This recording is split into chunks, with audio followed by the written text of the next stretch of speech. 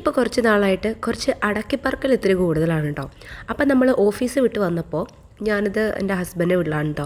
അപ്പോൾ ആ സമയത്ത് നമ്മുടെ ഷെൽഫും കാര്യങ്ങളൊക്കെ കുറേ നാളായി ഒതുക്കിയിട്ട്, പിന്നെ കുറച്ച് നാൾ ഞാൻ എൻ്റെ വീട്ടിലായതുകൊണ്ടും ഇവിടെ കൈകാര്യം ചെയ്യുന്നത് ഒരു പുരുഷ സിംഹമായതുകൊണ്ടും നമുക്ക് കുറച്ച് അടക്കിപ്പറക്കാൻ കൂടുതലുണ്ടായിരുന്നു കേട്ടോ. അപ്പോൾ അതേ വേഗം തന്നെ കബോർഡ്സ് ഒന്ന് വൃത്തിയാക്കണം. കാരണം എനിക്ക് ഭയങ്കര ബുദ്ധിമുട്ടാണ് ഇങ്ങനെ ഇരിക്കുന്നത് കണ്ട. ഭയങ്കര എന്തോ ഒരു മാനസികമായിട്ടുള്ള എനിക്കൊരു ബുദ്ധിമുട്ടുണ്ട്.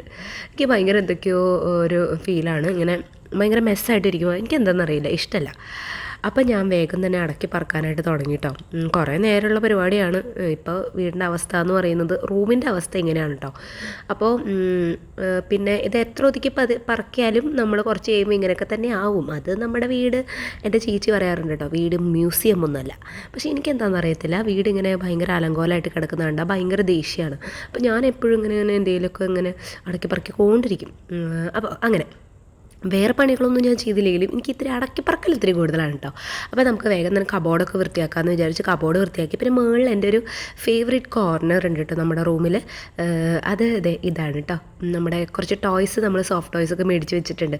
അത് കഴിഞ്ഞ ശേഷം ഫൈനലി ഇതാണ് കേട്ടോ നമ്മുടെ റൂമിൻ്റെ ഇത് നമ്മൾ ക്ലീൻ ചെയ്ത് എല്ലാം കഴിഞ്ഞ് ഞാൻ അടിച്ച് വാരി തുടച്ചിട്ട് എടുത്തതാണ്.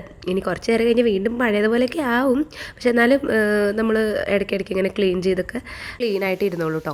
എനിക്കിത് ഇവിടെ മാത്രമല്ല കേട്ടോ, എൻ്റെ വീട്ടിലാണെങ്കിലും എനിക്കിത്തിരി അടക്കിപ്പറക്കൽ കൂടുതലാണെന്നാണ് പൊതുവേ ഉള്ള ഒരു സംസാരം.